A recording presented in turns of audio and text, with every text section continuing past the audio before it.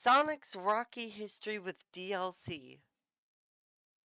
My Sonic the Hedgehog has had a pretty rocky history when it comes to downloadable content. With its games for the most part being simple single-player platformers, there really isn't that much need to have the players spend more money on extra items or levels or characters. They would be appreciated though. Of course we've seen that change however with the release of Sonic Frontiers, which by far has had the most ambitious set of DLC packs out of any previous Sonic game.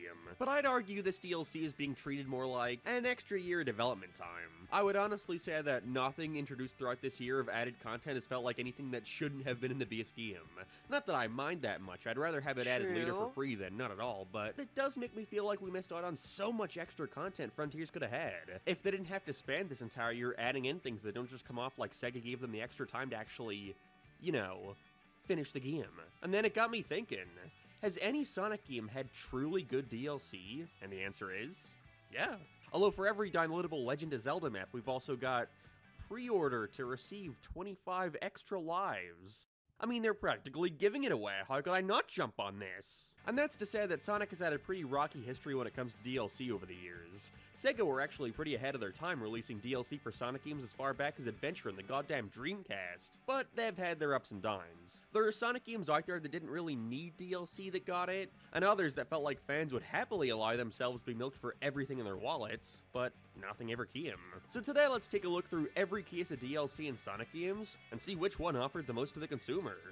But first, you know what is a great deal for a consumer? Raycon's amazing everyday earbuds. This video is sponsored by Raycon. Raycon is essential for any podcast. Raycons are a I'm sorry, I don't agree care. at 50% off. It has sale coming up where you can get 20% off everything, with other products getting upwards of 50% off. Try that seal today. Go to buyraycon.com/splashdash to get 20 and 50% off today. Once again, that's buyraycon.com/splashdash. And thanks to Raycon for sponsoring this video. Sonic Yeah, Adventure. this might be surprising to some of you out there, but Sega was actually extremely ahead of the game when it came to utilizing the internet for downloadable content. Hell, you could even consider Sonic and Knuckles an early case of DLC if you wanted to. I mean, I don't, but I wouldn't blame you. Sadly, there isn't a whole lot to say about its DLC. Again, it was very early. I think Sega were mainly just experimenting with different ways to bring players back to a game after a while, or even using it to bring in extra revenue. In Christmas of 1998, you could find Christmas trees around Station Square that played various Christmas songs like Jingly Bells, Joy to the Lost World, and Silent Forest. There we go. Similarly, there were New Year's and Halloween events too. Twinkle Park would get filled up with jack-o'-lanterns and various other Halloween-y items and such. You could make a good guess for what most of these were. Just simple visual additions throughout hub worlds. There was also some gameplay DLC too though. Like one where you had to locate 6 cards that had the face of the Dreamcast's director on it. Famitsu magazine hid 5 Hedgehog pictures around Station Square. They had a bunch of banners and balloons to celebrate the Dreamcast's launch in different regions. They had a Y2K event where you could find hidden rings and stages that if hit would play Palm Tree Panic, strangely enough. And the most interesting ones I want to mention are with the sponsors, particularly Reebok and AT&T of all companies. The Reebok one would hide Eggman containers around Emerald Coast, and the top 50 players to complete this challenge would win prizes. I would hope the actual shoes they were promoting with billboards around Station Square. And the AT&T one would mainly just plaster their logo around Speed Highway, Sand Hill, and some Knuckles digging event. If there's something to gauge from this, it's that Sega wanted to do DLC but didn't have the time or resources to actually do much of anything interesting. The only cool one here is the Reebok thing. Next. Sonic Adventure 2 actually had some pretty cool DLC, which is a shame because it rarely, if ever, is ported to the new versions of the game. When was the newest one? Like 10 years ago? Oh, cool. What is most definitely a shame, however, is that the only gameplay additions here are for the karting mode, which, like, is anyone ever playing that? Get some friends over to play Sonic Adventure 2 karting. They had an egg robot Sonic Adventure 2 karting? One based off Fantasy Zone, and a new kart for Sonic. Wonderful. What I think's way cooler are the Christmas and Halloween costumes for the 2-player mode. We got some cool designs here like Pumpkin Sonic, Santa Sonic, Skeleton, and Santa Shadow. You could probably just fill in the blanks for the other characters. I'm sure all folks care about here is seeing the Rouge costumes. Have at it. Overall, though, Sonic Adventure 2, pretty solid DLC. I'm stunned it has more unlockable costumes than Frontiers. Yeah, might be surprised to hear Sonic this, but 06, Sonic 06 really? did in fact have DLC in the form of a super hard mode for every single stage and boss fight, which the game was barely finished as is. Did you really need to go out of your way to revamp every single level? Jesus. The other bit they had was actually pretty cool, being Team Attack Amigo. That has to be a bad Japanese translation they never bothered fixing. Because they designed 06 to have like 9 playable characters, 6 of which you would play for about 10 minutes of total gameplay, if even, they decided they would make a little gauntlet where you have to go through a mini level as one of the Amigos. It's really just the end of the world part 2. This would be cool and all, but it's still Sonic 06. I don't need more of it. Okay, Sonic Unleashed I think might actually have the best DLC of any Sonic game out there, no joke. So Sonic Team designed Extra X, day and night, for almost every single continent, which could either be hard modes of existing stages or completely new ones. If there's one thing you know about these stages, it's that they're incredibly difficult, with bottomless pits and spike balls galore. You have no idea what my reaction was upon seeing that many of the awkward design choices here that take you out of the game's immersion by just shoving various random objects around the level immediately reminded me of Sonic Frontier's regular level design, oh god. Either way, if Sega ever wants to print money from Sonic fans through DLC, this is the way to do it. Just reuse all the assets you've already made for the base game, and design new feeling levels out of it. It really is that simple. Boy, if only we had a Sonic game with a super loose plot and an incredibly diverse set of assets from all over the franchise that they could endlessly update with bonus acts and possibly even entirely new ones. Good thing that game doesn't exist, or I would be extremely pissed off. If you had both Sonic 4 Episode 1 and 2 on the same console, then you'd unlock Episode Metal. Well, I don't even want to call it a game. You're basically just playing Sonic 4, but it's even shorter and in reverse order, but now that I think about it, Sonic 4 let you play through any level in any order you wanted to, so you're just playing 4X of the game again, with Metal Sonic, who is just a skin of Sonic. Perfect. What? I mean, isn't he I had this technically game in the just Wii, Sonic? even had that shitty little Mario Kart wheel ripoff that tried doing, and so I never knew All-Star Racing had DLC, but it did apparently. Metal Sonic again, neat. Also a new track, the Egg Hanger, which was put in the next racing game, so there is literally no reason to go back to this one. Great. I don't know, this is cool and all, but if you're gonna bother to do this, then why not make more than one track? Was this really bringing that many people back to this thing? Boy, if only we had a Sonic game with a super loose plot and an incredibly diverse set of assets from all over the franchise. Fuck off. Okay, no, for real. You want to know what the DLC for Sonic Generations is? Casino Night Zone from Sonic 2. Not a level, mind you, but a pinball table. It's a nice Oh, wait, I played this.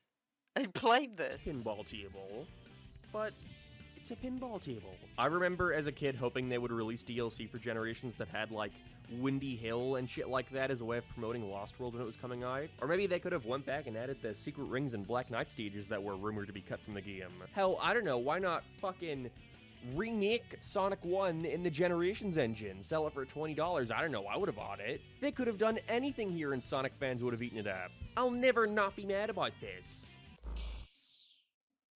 What the fuck is a Yogscast? What? Sonic Lost World has simultaneously the best and worst DLC of any Sonic game. Best because of the Nintendo integration. This being the first part of their 3-game exclusivity deal, Nintendo allowed them to design a couple DLC levels based off Yoshi's Island and Legend of Zelda, and they're both fun. Yoshi 1 takes you through a side-scrolling level where you can collect Yoshi eggs that when carried to the end of the stage would give you 1-ups. And the Zelda stage had you running through Hyrule and then inside a Key of Dressed in Link's tunic where you could collect rupees, that then translated into a shit ton of flickies. Basically, these were the grinding levels and they were great. Also, if you pre-ordered the game, you got the Deadly 6 bonus edition. I remember scrambling to pre-order this thing thinking it would be extremely rare, but every time I see this game in a secondhand store now, it's always the Deadly 6 edition. It just gives you a boss rush with Nights into Dreams reskin. And the bosses are not the highlight of Lost World, let's just leave it at that. But I forgot to mention, it's also the worst for extra content. Did you know they had a special deal with Amazon going on for its release? Yeah, if you pre-ordered the game through their website, you were gifted 25 lives, just what I needed. This was around the time companies were really Sonic desperate Boom. to give you anything extra to warrant pre-ordering a game you don't even know is any good yet. And so their way of convincing you with Boom was glowing outfits. I was genuinely pissed off as a kid that this wasn't available in Europe. I think Sonic Mania was the first bit of Hi, truly Cobb. great Sonic DLC in my opinion, coming in the form of Sonic Mania Plus. For a measly $5, not only You could could get playable Mighty, Mighty and right? Red, characters who hadn't Yeah. been playable or even seen in decades, that alone would have made the price worth it, but also an entirely revamped campaign with slightly different graphics to give each stage a new vibe, as well as a new team-up mechanic similar to Knuckles Chaotix where you cycle out through all 5 playable characters, allowing you to switch on the fly. I know some folks are pretty miffy on the Encore mode, but personally, it gave me another reason to replay through Mania without it being the exact same experience, and for that, I think it goes to the top. Even if I do wish Sega let Christian Whitehead and friends truly fulfill their vision on what they wanted Encore mode to be, but I guess we'll never know. Sonic Forces. In stark contrast, Sonic Team were flopping around trying to squeeze whatever extra minutes they could out of Forces, like with Episode Shadow, a 3-act prelude to the game's story that gives us no real extra bits other than Shadow knew Infinite before, I guess. Gives us no fun stages, just taking existing ones and filling them with terrible asset reuse. And it was over in 10 minutes, thanks for wasting development time on it. Although you can now play Shadow in any of the 7 or so boost stages you want.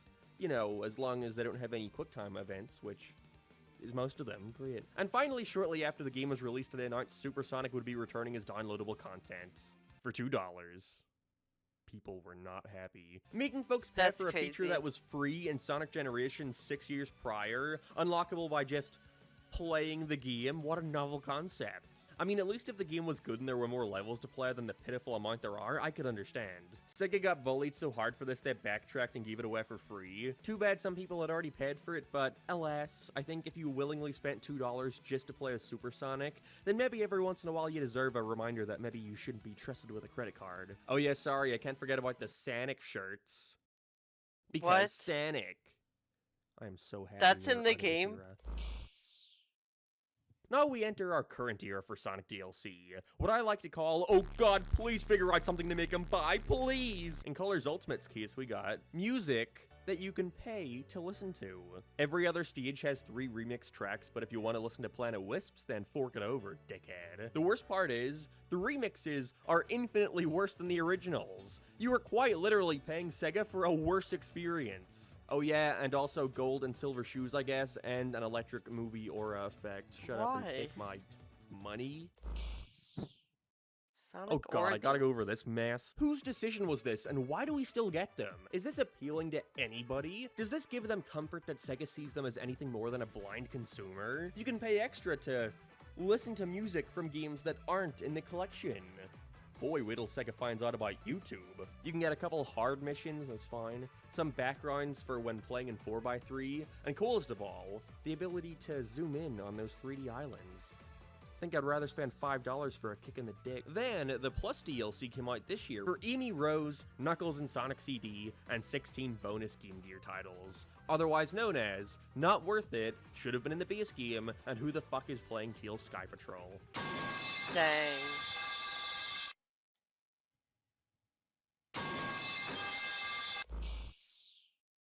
Sonic I really hate that they Confused. locked off all the costumes to DLC. Monster Hunter, Santa Sonic, boots and gloves, the soap shoes. The game should have had all these baked into an in-game store, along with way more. So this doesn't really do much for me when I remember that they aren't even part of the BS. Sorry. Of course, we gotta mention the 1-year roadmap of free DLC Sega recently just concluded for the game. No And sadly, playable my thoughts cream don't go much speaks for beyond itself. should have been in the base Literally. game, should have been in the base game, and fun, but very, Cream is so very forgotten flawed. about. I appreciate the effort though, Sega. Nice work. Might save my in-depth thoughts for a bigger video sometime, but I would still take Unleashed Armenia's DLC any day of the week. Those came off like expansions. This comes off like an apology. They need to just be like, here, have like more playable characters and just like add more stages and stuff to the game. I feel. The most recent Sonic game, Superstars, has more interesting costumes than Frontiers, and I think that's kind of sad. For an absurd amount of money, you can have LEGO skins for every character, including Eggman, although they all use the modern designs. The scrapped rabbit design Sega were floating around in the 90s, a Mega Sonic for the multiplayer mode nobody plays, and finally, an art book that on my Switch they consider a separate application. Oh yeah, can't forget menu backgrounds. We're in a weird place with DLC these days. It seems like Sega at many points truly understood how to make DLC that was worth the price of admission. And then other times it seems like they view it as a way to nickel and dime the consumer out of all their pocket money. Either way, I'm hoping that the next Sonic game actually releases in a finished state, so whatever DLC it gets actually feels like new content. Jesus, what a sad conclusion.